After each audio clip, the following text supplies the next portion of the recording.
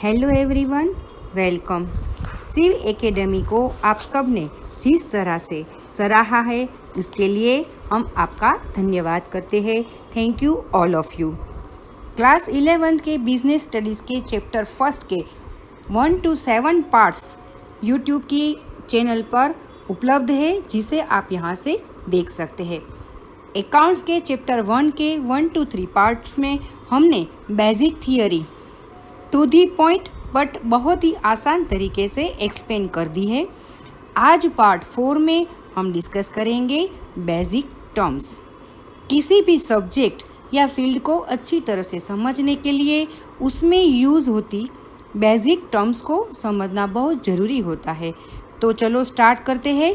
Basic terms है, entity means a thing that has a definite individual existence.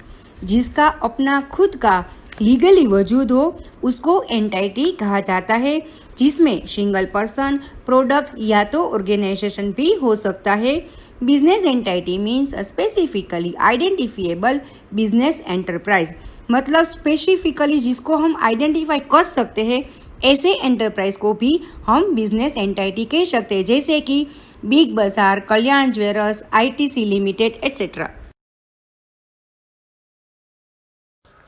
Second, transaction, monetary value जिसमें शामिल हो ऐसे व्यवहार जो दो और ज़्यादा पार्टीज के बीच होता है उसे ट्रांजैक्शन कहते हैं। ये कैश या तो क्रेडिट भी हो सकते हैं, जैसे कि goods purchase by cash. Third, and business purchase on profit कमाने के लिए किया गया लीगल वर्क जिसको हम बिजनेस कहते हैं, जिसमें exchange of goods and services होता है। Fourth, trade. ट्रेड यानी कि व्यापार। बिजनेस स्टडीज़ में भी हमने डिस्कस किया था, चीज वस्तु या सर्विसेज का एक्सचेंज जब मनी के बदले में और प्रॉफिट कमाने के लिए होता है तब उसे ट्रेड कहते हैं। इसके दो टाइप होते हैं, internal trade and external trade. Fifth, profession. जिस वर्क में स्पेशल स्किल या तो ट्रेनिंग की ज़रूरत पड़ती है उसे प्रोफेशन कहते हैं, जैसे कि doctor, teacher, charter accountant. Six, proprietor. जो पर्सन बिजनेस में कैपिटल लगाता है और प्रॉफिट और लॉस की जिम्मेदारी उठाता है उसे प्रोप्राइटर कहते हैं, यानी कि मालिक, बिजनेस ओनर। Seventh, capital. बहुत ही इम्पोर्टेंट टर्म है ये।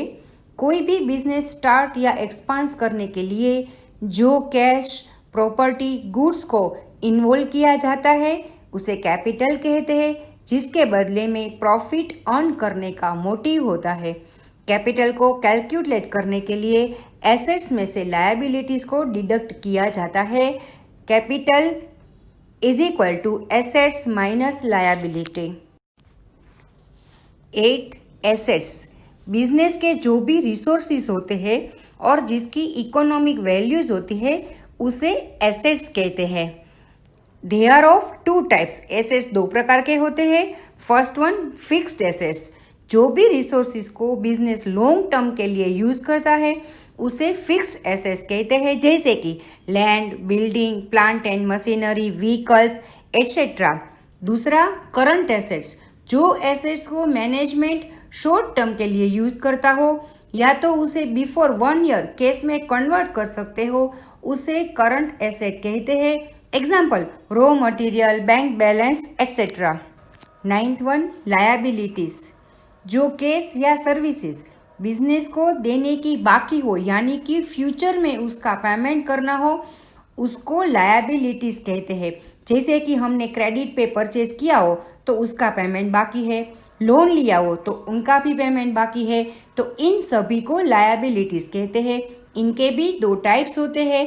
फर्स्ट, लॉन्ग टर्म लायबिलिटीज, जिसको लॉन्ग टाइम पीरियड के बाद चुकाना पड़ना है उसे लॉन्ग टर्म लायबिलिटीज कहते हैं, जैसे कि बैंक लोन, डिबेंचर एट्सेट्रा। दूसरा, short term liabilities. Short time में जिसे चुकाना हो उसको शॉर्ट टर्म लायबिलिटीज कहते हैं, जैसे कि creditors, bank overdraft etcetera. 10th, drawings. Cash या गुड्स जो प्रोप्राइटर अपने पर्सनल यूज़ के लिए बिजनेस में से लेता है उसे ड्राइंग्स कहते हैं, जैसे कि फर्नीचर का व्यापारी घर के लिए चेयर ले जाए या तो बिजनेस में से घर के लिए मनी विड्रॉ करे, उसे ड्राइंग्स कहते हैं।